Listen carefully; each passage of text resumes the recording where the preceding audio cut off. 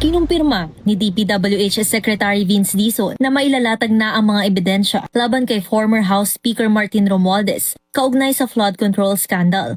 Naglabas na yung ombudsman nung kanyang 100 plus pages na preliminary investigation. I think ngayon pabayaan na lang nating umusad yung proseso. Pero tingin ko, sabi nga ni ombudsman at ng Pangulo natin, hindi na magtatagal. Konti na lang. Balik Maynila ngayong araw si Dizon para sa panibagong inspeksyon. Kung naalala nyo, a few months ago, natapos tayo dun sa may Avenue sa Santa Isabel. Nagpalit tayo ng mga lumang drainage na tingin ko mga 1950s, 1960s pa to eh. No, so talagang hindi pa napapalitan to. Nakita nyo naman, napakaliliit. Kung ano yung ginawa natin sa Santa Isabel, na pinagaki natin yung mga drainage, yun din ang gagawin natin dito. Dahil wala pang budget ang DPWH, declogging muna ang pansamantala nilang solusyon para maibsan ang baha sa TAF. Pagtiisa na lang natin to habang dinidiklag natin, hopefully kahit papano, pinapagana na rin natin yung pumping station sa Abad na hihigop ng tubig dito. May babala rin ang kalihim sa mga umunoy na mababara sa mga kanal. Kung sino man ang mga nananadya at nagsasabotahe, iba dapat ipakulong lahat yun, ihulihin dapat yun. So makikipagtulungan tayo sa MMDA na mahuli yung mga lukulukong yan. Target ng DPWH na manghingi ng halos 1 bilyong piso sa 2027 budget para masimulan na ang pagpapalit sa lumang drainage sa TAF.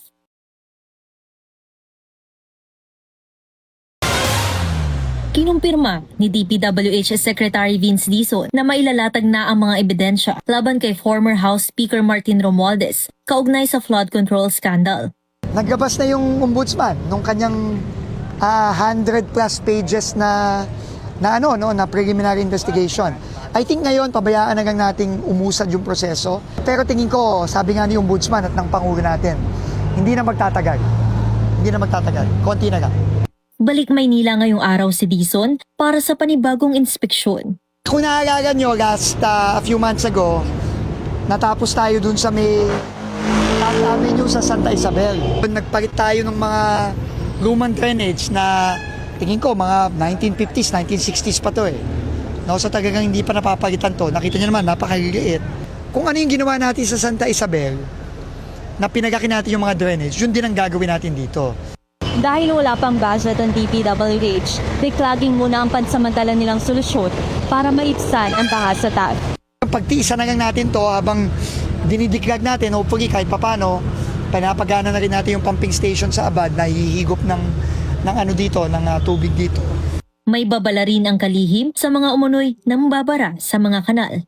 Kung sino man ang mga nananadya at nagsasabotahe, iba dapat ipakulong lahat yun, ihulihin dapat yun. So makikipagtulungan tayo sa MMDA na mahuli yung mga lukulukong yan.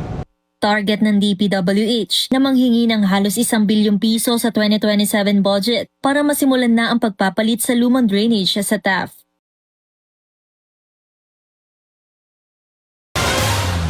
Kinumpirma ni DPWH Secretary Vince Dizon na mailalatag na ang mga ebidensya laban kay former House Speaker Martin Romualdez kaugnay sa flood control scandal. Naglabas na yung ombudsman nung kanyang 100 plus pages na preliminary investigation. I think ngayon pabayaan na lang nating umusad yung proseso. Pero tingin ko, sabi nga ni ombudsman at ng Pangulo natin, hindi na magtatagal. Konti na lang. Balik Maynila ngayong araw si Dizon para sa panibagong inspeksyon. Kung naalala nyo, a few months ago, natapos tayo dun sa may Avenue sa Santa Isabel. Nagpalit tayo ng mga lumang drainage na tingin ko mga 1950s, 1960s pa to eh. No, so talagang hindi pa napapalitan to. Nakita nyo naman, napakaliliit. Kung ano yung ginawa natin sa Santa Isabel, na pinagaki natin yung mga drainage, yun din ang gagawin natin dito. Dahil wala pang budget ang DPWH, declogging muna ang pansamantala nilang solusyon para maibsan ang baha sa TAF. Pagtiisa na lang natin to habang dinidiklag natin, hopefully kahit papano, pinapagana na rin natin yung pumping station sa Abad na hihigop ng tubig dito. May babala rin ang kalihim sa mga umunoy na mababara sa mga kanal. Kung sino man ang mga nananadya at nagsasabotahe, iba dapat ipakulong lahat yun, ihulihin dapat yun. So makikipagtulungan tayo sa MMDA na mahuli yung mga lukulukong yan. Target ng DPWH na manghingi ng halos 1 bilyong piso sa 2027 budget para masimulan na ang pagpapalit sa lumang drainage sa TAF.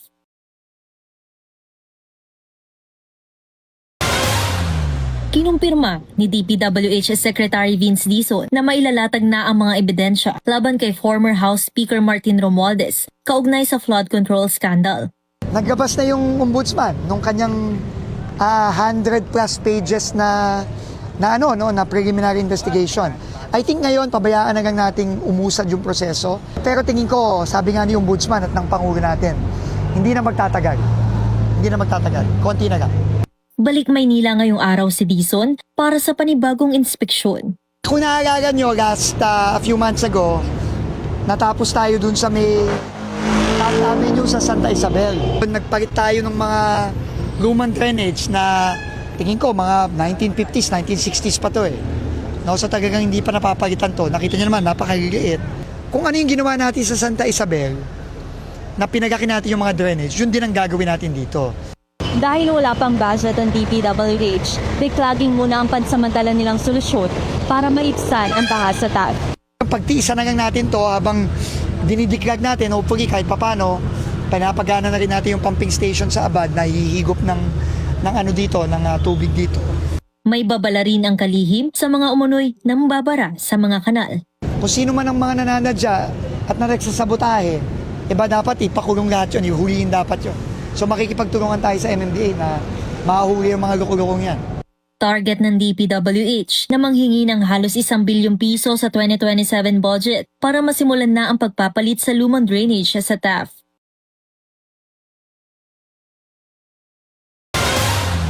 Kinumpirma ni DPWH Secretary Vince Dizon na mailalatag na ang mga ebidensya laban kay former House Speaker Martin Romualdez kaugnay sa flood control scandal.